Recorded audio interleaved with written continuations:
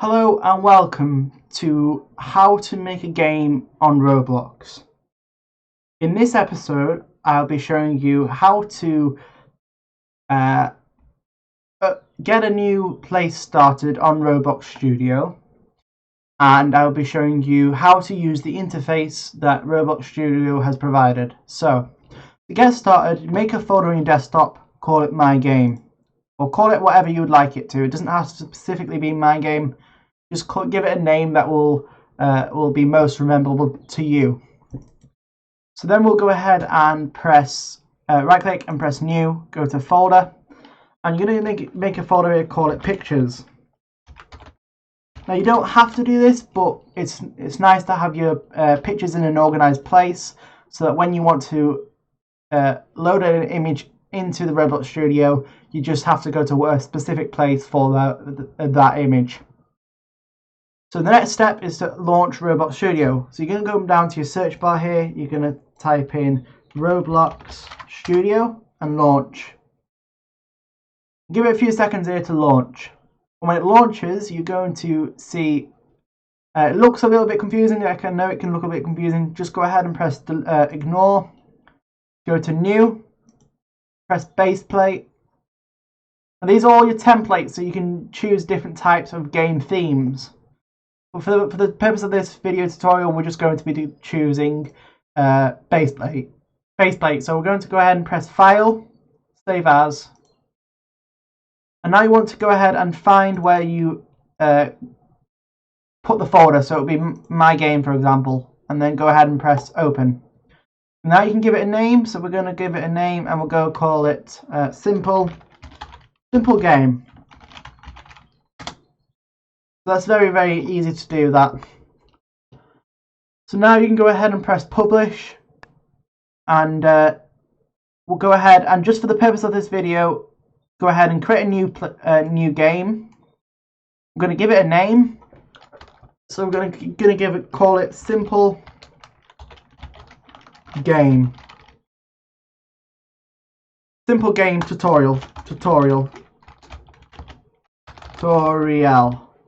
Okay, give it a description. We'll just say in this series, if I can get a spell right, series, I will be showing you how to make a game using Roblox Studio. Okay, so now you have the creator. So if you're in a group, you can select the creator as the group, which means that you'll have access to friends and things like that. They'll be able to join in the game and help you create alongside you. Genres, we have a lot of genres here, quite a lot of them. So we're just going to leave this for all for now. And this is the devices that's going to be available to play your game. So say if I was on a phone, for example, I would be able to play on a phone. So we're going to go ahead and leave the computer, phone and tablet as the default stuff. I'm going to go ahead and press create. Now this is going to say this. We're going to press close. Okay, now what I'm going to do now is explain to you what the UI is. What are all the tabs open here? Okay, so on your right hand side you should see a tab called Explorer. Now think of this as a folder. Inside of a folder you have a folder called Game, and that is what all of this is. These are within Game. So within Game we have Workspace, Players, Lighting, Replicated First, Replicated Storage, Server Script Service, Server Storage, Starter GUI, Starter Pack, and so on. So this is where you're going to be editing any properties that you have. Say for this part, if we go down here, there's this tab here is called a Properties tab, and this is where you're going to be editing the color. So if we want to change the color, we could do by just clicking that and then hovering over the color we wanted. We're just going to leave it the same for now. If you scroll down, you can see we have behavior, which is like anchored, archivable, can collide, collision group ID, and so on. So anchored just means that if it's going to be suspended in the air, or is it just going to drop? So that's what anchored is. It means if it has any gravity to it or not. The position is obviously the position, and then the size, they're all quite self-explanatory. Okay, so this is what these panels are. So we'll go ahead and move up to here. So we've got this panel at the top here. These are going to be your tools. So for example, if I wanted to create a new part, you could just right click and press insert part or insert object. You can just press this button up here, do a part, and it will insert a part. So we'll delete that for the purpose of this video. So we have the move. So if we go ahead and create a part now, you can see if we select this, we can move it left, so left, right, backwards and forwards, upwards and downwards. So now if we go to size, we can do the exact same. We can scale it up, get it across, scale it downwards and scale it upwards. Okay. And we have a UI, so if you want to create something to do with UI, we can go ahead and do that, but we're not going to do that for the purpose of this video. So we're just going to continue going on with what we got. So we have the toolbox. Now this is going to be where you can go ahead and search up models, and these are things that other players have made and Roblox themselves have made. So for example, Roblox, they have made this tower. But be very careful. If you add something that's made by another user, they could have stuff hidden within those models that could be bad for your game. So if you're going to get models from here, be aware that there might be something inside of the model that could cause your game to be infected, which means that it would allow hackers to do stuff within your game. You have the models tab. You can get images, you can get meshes, and you can get audio for your game.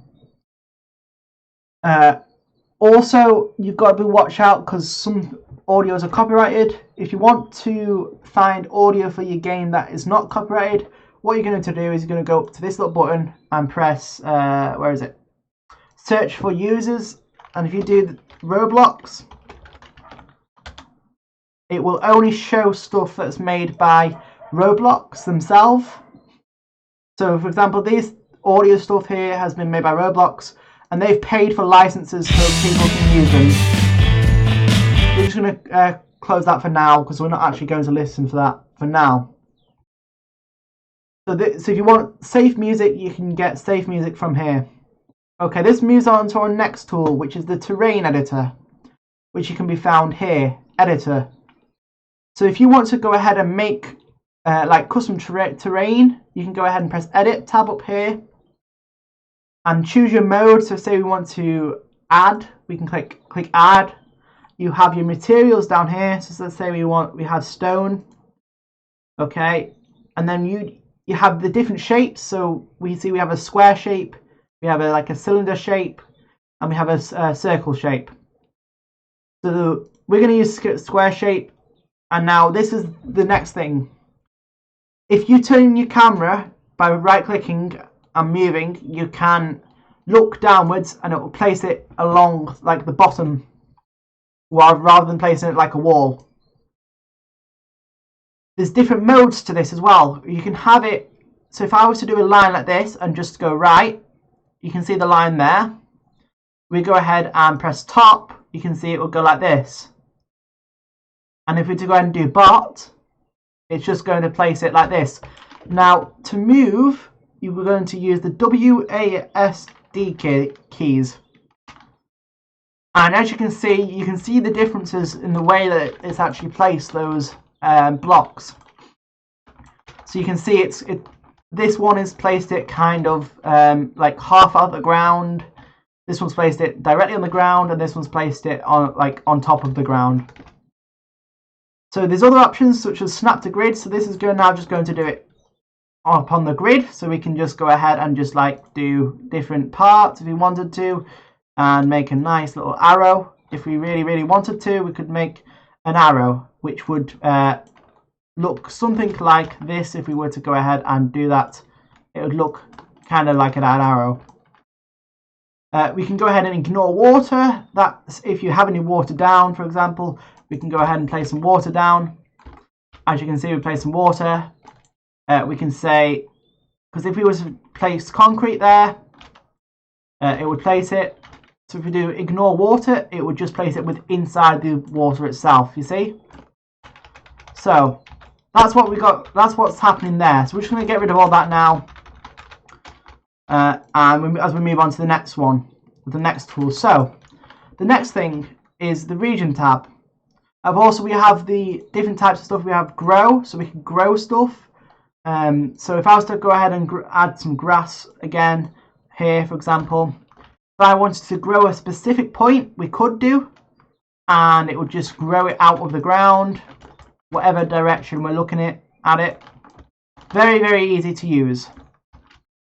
The same goes to the erode tool. It's exactly the same but opposite to grow. It just erodes it downwards. We have the paint tool, which is just going to paint over the textures that we have, so we can just make them more natural. We have flatten, which is going to make it really smooth on some areas. It's going to try and flatten it as much as possible. And we have the different modes of flattening, so it's going to try and flatten it halfway, like fully, and like semi or something like that. And then we have sea level, so you can actually set the sea level of the map, which is a little bit more complicated than we need to be, so we're just going to keep it simple. The next thing is the region tab. So if we go ahead and press the select button, we can now drag and hover over this area and pull this up. And as you can see, we've got this selected. We can now move this entire area if we wanted to. We could resize it if we wanted to as well, making it smaller, larger and more detailed, I guess would be the way. We could copy it, and then we could select a new area, so we would select over here. We could then paste it, and it would paste it. Okay, so that's what these are like editing tools for the actual terrain. We're just going ahead and select this now and delete it, because we don't need it at the moment. And that will move on to our next thing, is the assets manager.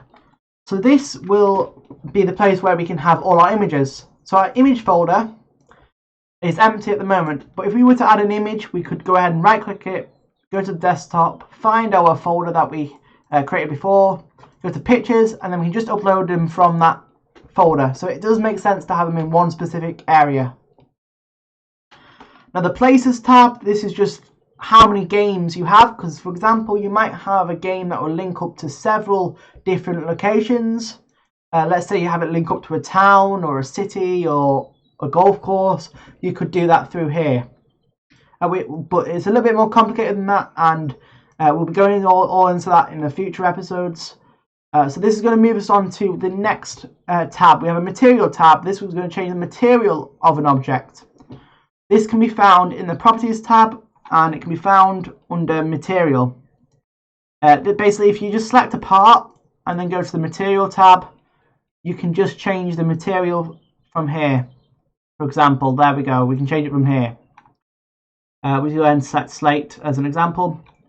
And you can also change the colour in here as well if you really want to change the colour in here as well.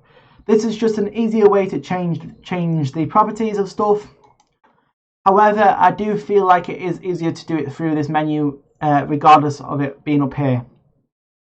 Okay, so I know I've just got through a lot there. The next thing I want to show you is the rotate tool. So this is going to allow you to rotate anything. So if you want to go ahead and rotate this, you're going to select the green and you're just going to rotate it roundwards. Now it goes on default. If you go to model, it will be set to a 45-degree angle on rotate. Now what that means, it's going to rotate it every 45 degrees. So I prefer 0.01 degrees because that gives you more flexibility on rotation. So the blue axis goes like sideways like that, and the red axis kind of tilts it. Okay, so this moves us on to the last few things that we've got in this tutorial. Okay, so we have our base plate here, and so we've got everything here, right? So now we're going to move over to game settings. This is going to help us for the future stuff. This is where you can edit your settings of your game and set specific permissions. So for example, you can change your game icon if you wanted to. Screenshots and videos, if you wanted a video, you can do. And then you can change the playable devices. Under permissions, you can see, so let's say you wanted the game to be only for your friends and get your friends to play, you could do that through here. And for now, we're just going to keep it on private. You have avatars, so you can select the different types of avatars for your game. Let's say you only wanted an R6 type, you could do that through here. And let's say you wanted an animation, you could have it standard and things like that. A lot of things you can change through here, like having the custom players if you wanted to. That's a lot more complicated, and we'll go into all that in the future episodes. So go to options, and these are going to help us for the next few episodes. So we go to ahead and press allow HTTP requests, and then press enable studio access to API services. What this is going to do is it's going to allow us to use APIs.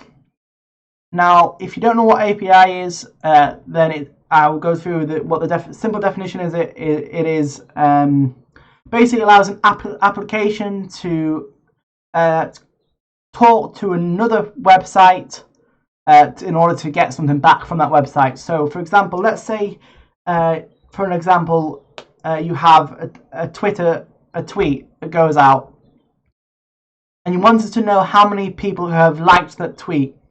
You could do that through the HTTP request by sending an API to the Twitter website.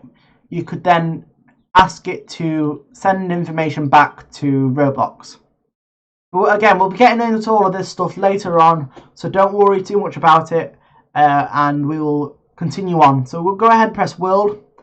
Now you can go ahead and there's more options here, like the gravity, the jump, the walk, basically loads of default settings. So we're just going to go ahead and press save, and this is going to end today's video.